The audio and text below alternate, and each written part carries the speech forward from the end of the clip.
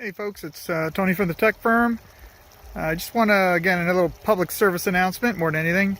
We have this Ethernet connection right here, and obviously this is outside, so we should make sure that we use the vendors provided little accessories to properly protect any moisture from getting in there.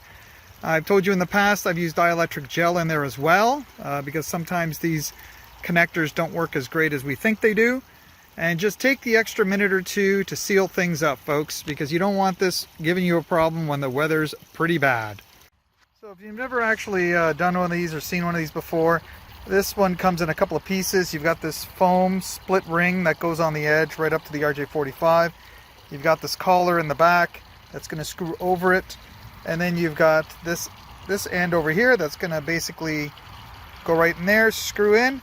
And there's an O-ring on there. Please make sure if you have any O-rings that they are on the unit, and keep things nice, tight and dry.